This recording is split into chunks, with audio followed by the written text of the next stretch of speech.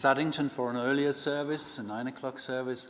And then as soon as I came back here, walked in, immediately we were already more people in here than we had there. There's only 4 of us over there, that including me. You should have come, Jim. I should, shouldn't I? I would have made it 5 then, wouldn't I? Yeah. Well, we'll go straight into our reading and to our sermon. This reading comes from Matthew chapter 10, beginning at verse 24. This is Jesus talking. If you have a Bible that has Jesus' words in red, it's all in red. A student is not above his teacher, nor a servant above his master. It is enough for the student to be like his teacher and the servant like his master. If the head of the house has been called Beelzebub, how much more the members of his household? So, do not be afraid of them. There is nothing concealed that will not be disclosed, or hidden that will not be made known. What I tell you in the dark, speak in the daylight. What is whispered in your ear, proclaim from the roofs. Do not be afraid of those who kill the body, but cannot kill the soul. Rather, be afraid of the one who can destroy both soul and body in hell. Are not 2 sparrows sold for a penny? Yet not one of them will fall to the ground apart from the will of your Father. And even the very hairs of your head are all numbered. So don't be afraid. You are worth more than many sparrows. Whoever acknowledges me before men, I will acknowledge also him before my Father in heaven. But whoever disowns me before men, I will disown him before my Father in heaven. Do not suppose that I have come to bring peace to the earth. I did not come to bring peace, but a sword. For I came to turn a man against his father, a daughter against her mother, a daughter-in-law against her mother-in-law. A man's enemies will be the very members of his own household. Anyone who loves his father or mother more than me is not worthy of me. Anyone who loves his son or daughter more than me is not worthy of me. And anyone who does not take his cross and follow me is not worthy of me. Whoever finds his life will lose it, and whoever loses his life for my sake will find it. This is the gospel of the Lord. Praise to you, O Christ. Heavenly Father, we pray that we will hear those words and know the truth of them. We pray, Father, that those words, which are not easy words, will cut us to the heart, will really hit home, will tell us, Lord, the truth of where we are with you, where you are with us. We pray in Jesus' name. Amen.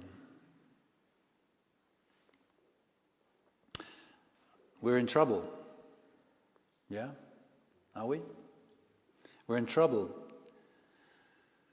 There's good in this passage. There's really, really good stuff in there, but also really difficult stuff. And we cannot turn our back on the difficult things for the sake of only the good things.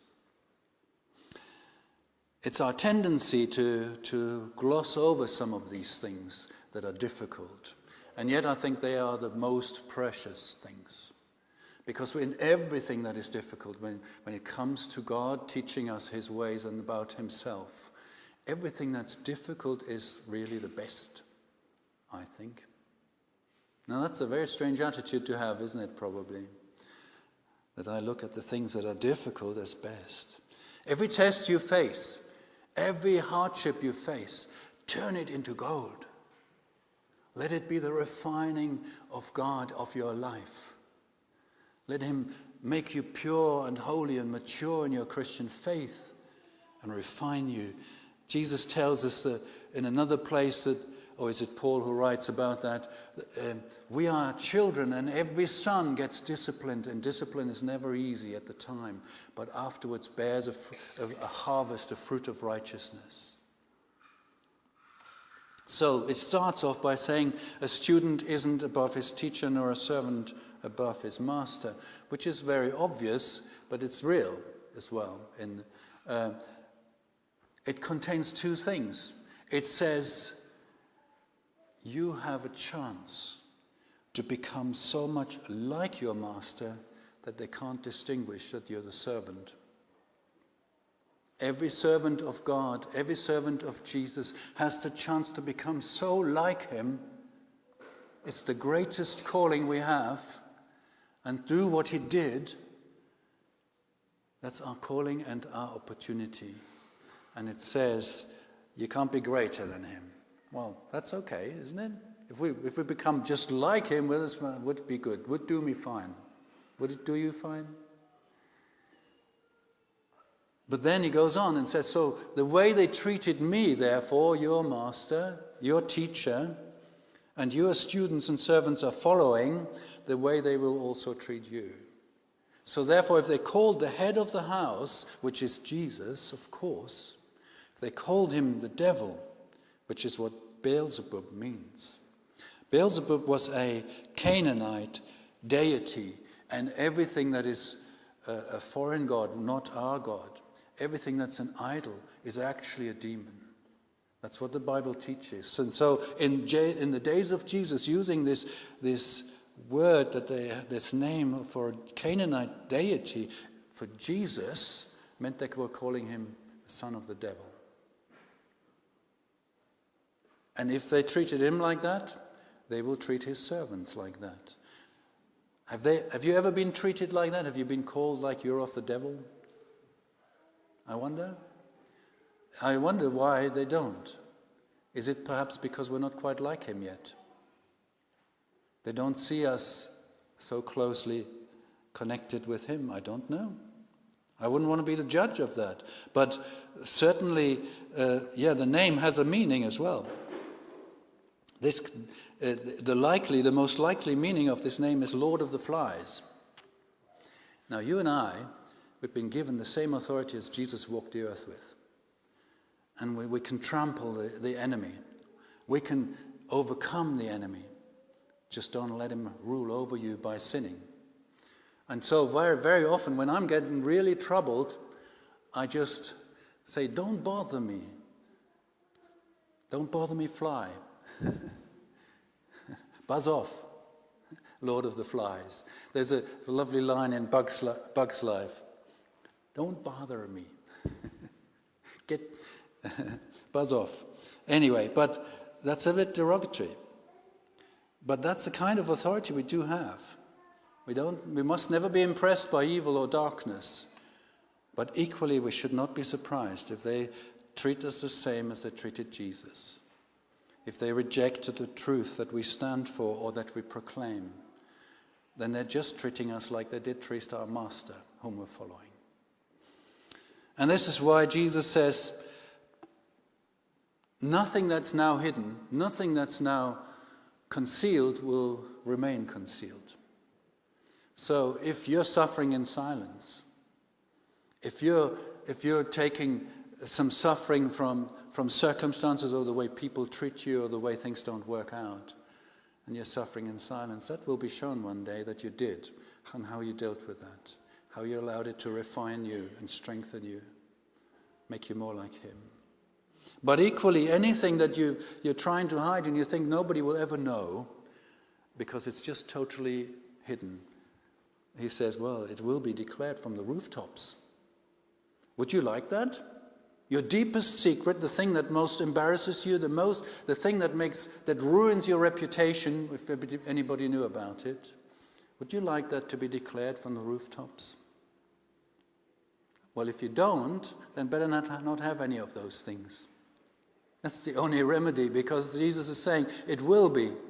And there are many in the world that think that they're evil, that their particular problem that they have or the particular thing that they do, nobody will ever know. It will be shouted from the rooftops. Because God knows, doesn't he? There's nothing hidden from him. And then he goes even further and says, anything I told you in darkness, in a secret place, shout it out.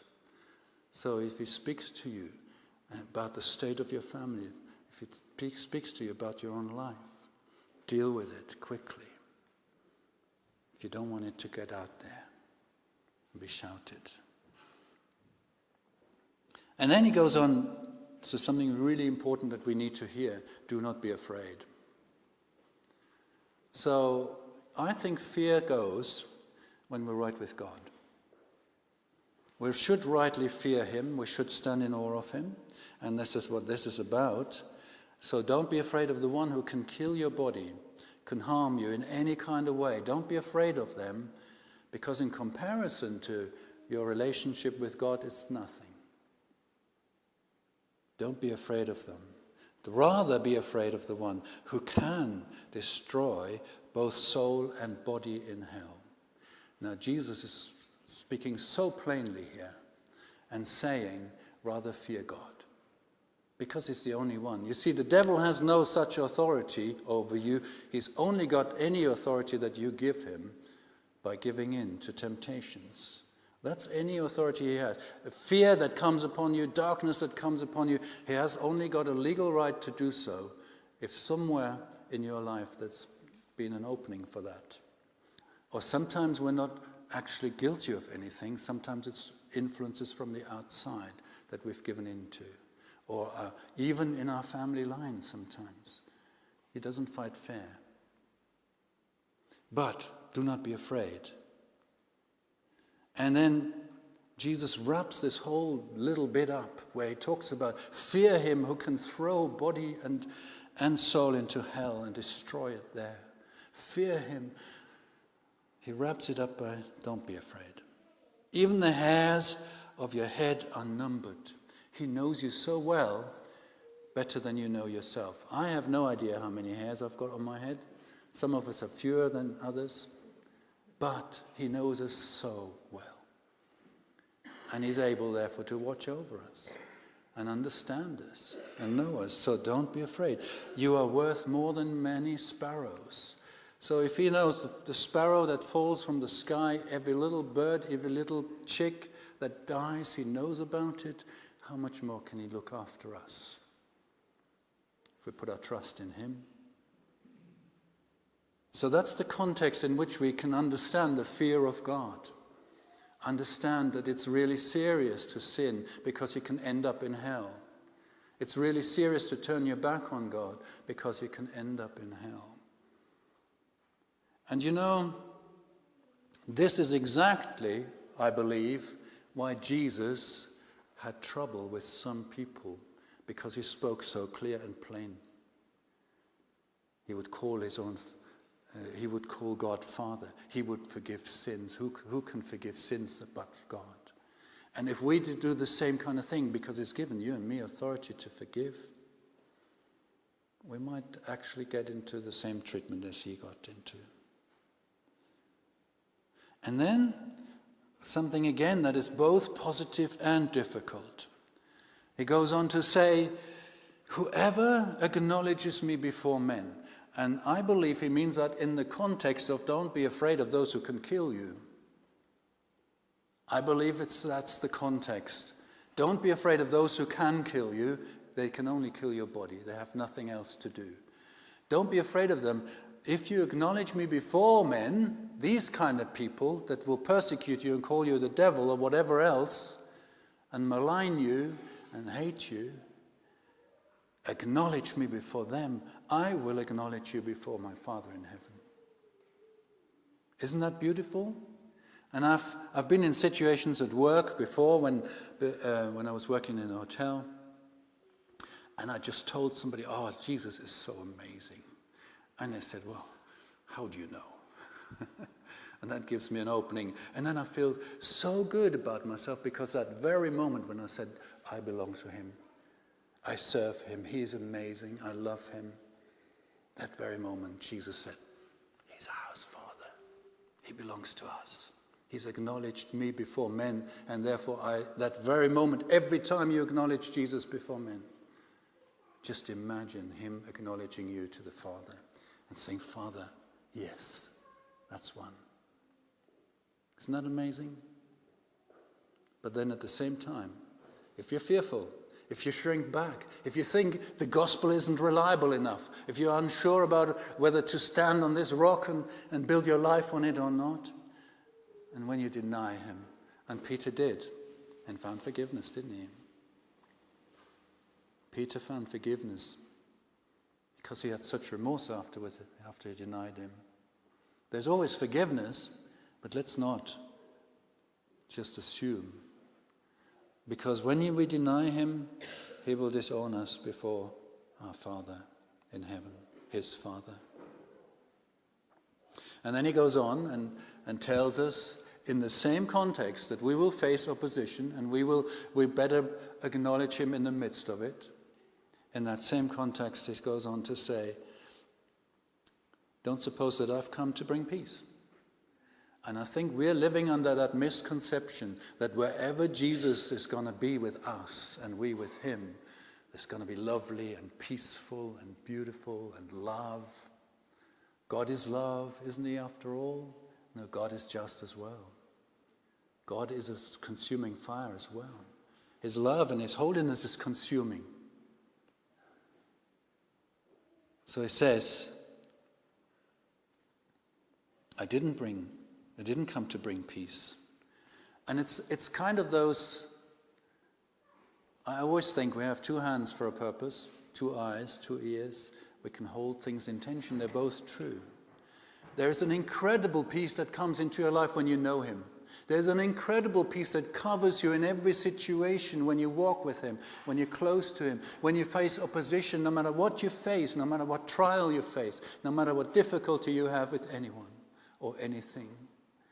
There's such a peace that comes from him because he's the Prince of Peace. And yet he says, I didn't come to bring peace. It's both true. So when we know him, when we love him, that's the experience we're trying to tell people about. That's why there's such a reputation that he came to bring peace. But it's personal, it's individual, it's every person who turns to him finds that peace because they find the Prince of Peace. But in this world, no. We will not find it in this world. It is not of this world and it's not in this world, the peace that we find. It's the contrary. He actually, when it comes to the rest of the world around us, it's a sword he brings. And the sword is also the mighty word of God. When we speak the truth, we're using that sword. And it cuts and it hurts. And these very words cut, don't they? And when we see that, then we realize he didn't come to bring peace to the earth. Although even in the Psalms it says he is the God who will cause all wars to cease. But the whole Bible is also full of war, isn't it? And the reality of our life is full of war. It's not peace. And so the sad thing, the difficult thing, the most difficult of all things is when it's your own friends, your own family, your own daughter, your own mother, your own father, willing to disown you because of your faith in Jesus. And many Muslims of our day face that very thing. There are many hidden Christians in Islam because they would face being rejected, being renounced, and even being killed. And there are many courageous enough to do it. I read recently that in I think it is in Iran, it's the biggest Christian growth in the whole world at the moment. An underground church growing in the middle of a Muslim country. Because people have discovered this fearlessness that they need to follow Jesus, that man can only kill your body but not your soul, destroy your soul in hell. That's worth paying every price and everything, laying down our lives for. And I think you and I, we need increasing courage in the days that we live in. We need more and more courage to stand on the truth and on our convictions.